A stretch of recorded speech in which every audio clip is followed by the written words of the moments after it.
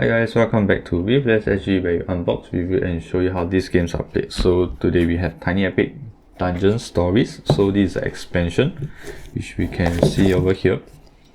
This is a game expansion, not a standalone game. So this is an expansion to Tiny Epic Dungeons, which I've done an unboxing for. So do check it out. I'll link it down below. So this is the base game. So this is a game by Gamelyn Games and designed by Scott Elms, and this is the Perilous expansion for Tiny Epic Dungeons. So here what we are getting is 8 more heroes, which is over here, and as you can see we have all the minis for the different heroes. We have the story cards, the new game components, 2 minions, I think. Yeah, we have 2 goblins, 12 more loots, 5 more dungeon cards, 8 hero mats, 2 boss mats. So yeah, I believe we have like 2 more minions if I'm not wrong. And it's really interesting that how they are able to fit like all the minions, the miniatures in this really slim package. So let's check it out. If you want more intro to this of how I bought this game, do check out the base game unboxing. So let's open this one.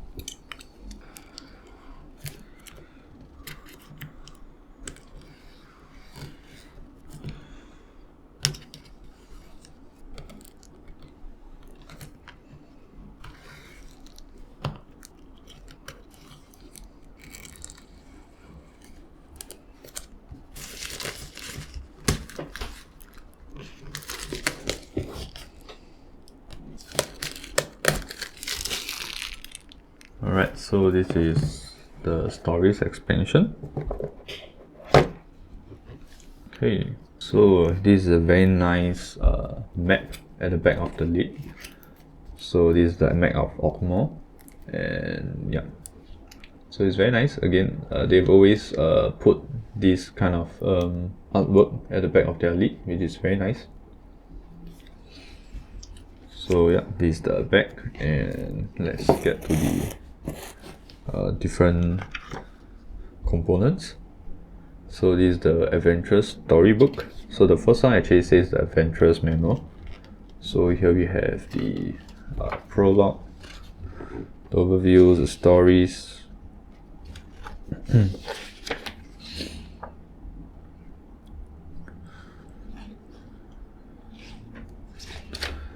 And we have the objectives, the epic dungeon. Okay. So you have a level 3. So there's like a 3 level. Yeah. So I think like this has like kind of a sort of a little bit of campaign in terms like it's actually a bit like the Tiny Epic Defenders, where there's like 3 parts. So you kind of have to play 3 games to go over the whole sort of campaign. Yeah, but essentially you are still playing the same game without much story to it. So yeah, that's interesting. You have a bit of a map here and a zoom in version of the map. That's cool. And then we have some icon reference. Okay, so let's take a look at these. So you have some very simple components. So let's see. So before we go on to the smaller components, let's see the bigger ones. So over here you can see the different bosses.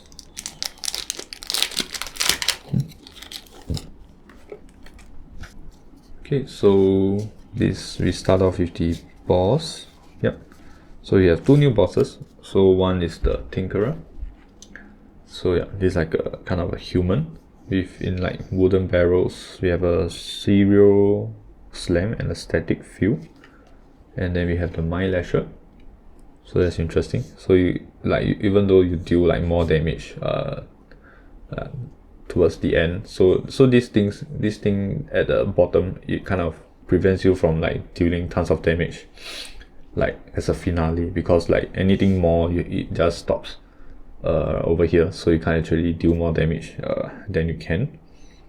So that's the Mind Lasher, and same thing as the one in the base game that we have here. So yeah, so for the new heroes, which is quite interesting, that we actually get like 8 more heroes. So this is the Tourist Elf Warlock. So you actually can do a life steal. So this is Glotto, a human psionic. There's a Psychic Blast. And we have Zui Xiong, which is Pandakin Brewmaster. So this is very interesting is that I've actually saw a playthrough using this character, and it actually only has one cube or one dice that you can roll for any of the skill check. But then what you can actually do is to reduce your health, and you can add 2 more to any skill check you are doing, which essentially makes him pretty much good at everything. So yeah, that's pretty cool. And then we have Lara Gambit, which is a human adventurer. Cool. So you're actually good at like reducing focus to get your loot and get your the spells. So this is classic Sir Gamelyn, Guardian of the Order. So that's Zeal, -2 focus to add 1 strength and 1 defense. There's Evelyn, Dryad Druid. So again, we have at the back is all the references. Because if there's 8 heroes, if 4 of the players are choosing 1 hero, then the other 4 you can actually use it for the icon reference. So that's a Healing Wind. Then we have the Needy Songhart, Halfling Bard. So there's the Inspire, -2 focus to add 1 cube. So that's actually pretty good. Like it's like 2 for everything. So once again, all of them will have this portion to actually control a little bit of the dice roll. So the Zazili, Human Monk. Alright, so that's all for the hero cards. Alright, so let's take a look at the smaller components. So this 2 is the minions. So we have the normal screen printed kind of meeple, and then we have our these 2, which is the objective tokens or markers. Yeah, so not too sure why you need 2, but I think if there's like 2 objective out, then you can actually put it up 1 for each. And we have 2 more health trackers for the minions. Not too sure why we need this, since we already have like 4 or 5 in the base game. And we have 1 more boss marker. So this is a bit reddish as compared to the one in the base game, which is black. Yeah. So yeah, these 2 will come back again. So when I'm showing you guys the minions. And let's go to the cards. Okay, so we have all this, which is the these are the story cards, and we have more of the dungeons and some minions, more loots, and 2 more goblins. So let's start off with the goblins first. So here we have the Mighty Goblin, which has lots of defense. Yeah, so and it looks quite cool as well. So again, we have the linen finish, and this is the thickness of the cardstock. Okay, so next we have the Spelly Goblin. So this actually brings up the number of goblins to so we have 4 from the base game, 1 more for the mini expansion, and 2 more here. So that's about 7 different goblins. So this is the goblins for the story has expansion, which you can see here. We also have this story icon. So same with all the different heroes. We have this icon here to differentiate the different expansions. So yeah, these are the goblins. And next, let's take a look at the minions. So this is Fire Elemental, and we have 8 health, 4 defense, 1 movement. So yeah, this one is probably this. Yeah, it's pretty familiar, or looks alike to the photo. So that's the minion. So next up we have the golem. So yeah, that's the purple one. So you have 2 movement, 5 defense, and yeah, 8 health. So yeah, so it's a -3 health every time. And next we shall look at the loots. So I think we have like a few more sets here. So this is the Scarab set, which gives you more defense, and they do actually look pretty nice. So this is the Ward of the Scarab, the vestment, just like the armor. So that's the orbs of the Scarab. Okay, we also have the symbol here, and this is the Viper set, which not too sure what this does. It's a minus health, more damage maybe. So there's the smoke pellets and the Viper Shadow G, and the eyes of the Viper. So you can actually -3 focus to open other tiles. So this is the dungeon map, +1 movement, and a bed rolls. You can rest and do this. And the Everleak torch. So when you open I suppose, I'm not too sure what this means. It's like you can flip open some dungeon tiles and add some focus. And then we have the ceremonial spear. So this is all the different loots.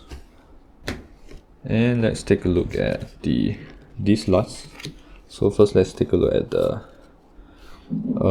different what's this? The dungeon tiles. So we have a new tile here, which is stairs. So I suppose this leads to the like the next level that the one the rulebook is saying about. So you actually have like 3 different levels of the dungeon. So this is also part of I suppose it's part of the story kind of expansion. So you have to actually rescue them or something. So yeah, so it's a skill test, pretty nice.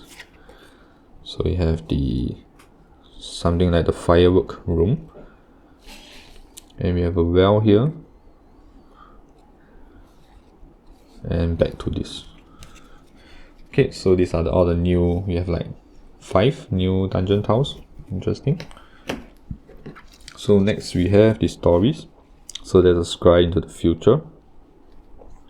So you have the objective, that's when the divination pool, so that's the well, the blue color well, is revealed. Place the objective token on it, and this represents the future that you must scry from the pool.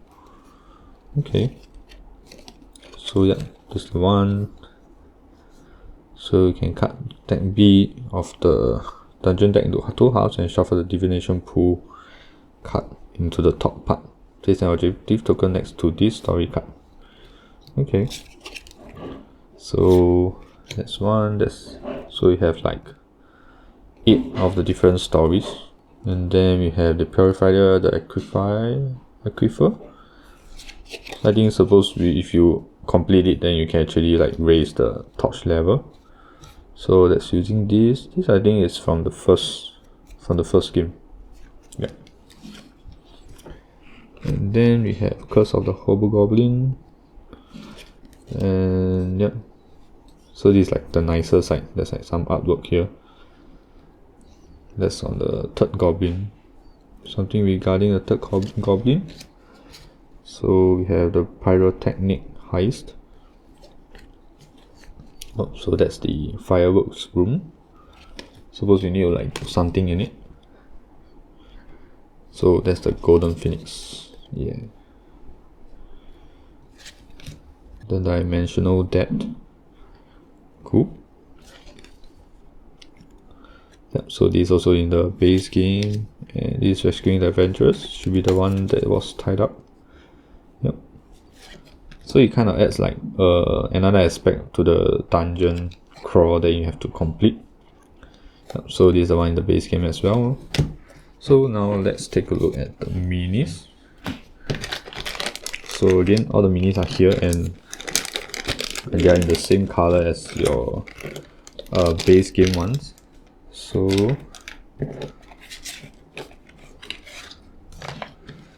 let's take a look at the first one. So this is probably the monk. Yep. So this is the Zezli human monk. Yep. Again, it's quite detailed. It's not the most detailed, but it's good enough for this price that you're paying. Since like usually miniatures usually don't cost too cheap. So this we have the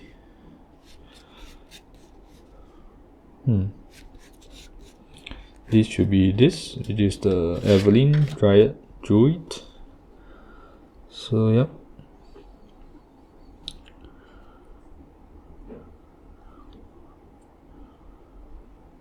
Okay, very nice. And next we have Sir Gamelyn, which is here. So again, this is like probably the biggest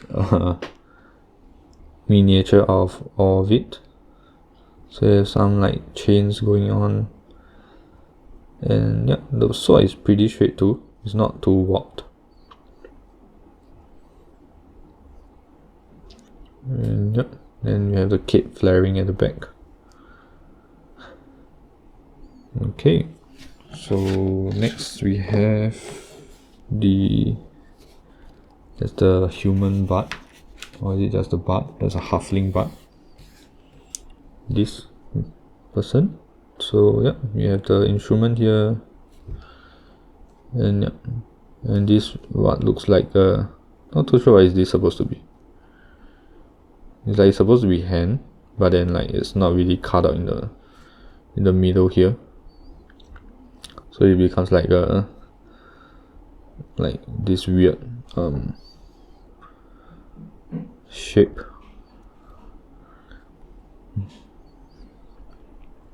Okay, other than that, it's really pretty detailed. So next we have the Elf Warlock. So you can see from the horns here, it's a very nice pose. Yeah, it's not too pointy. So yeah, not too much detail on the kit, but yeah. Okay, so we have this, which is this person here, human psionic.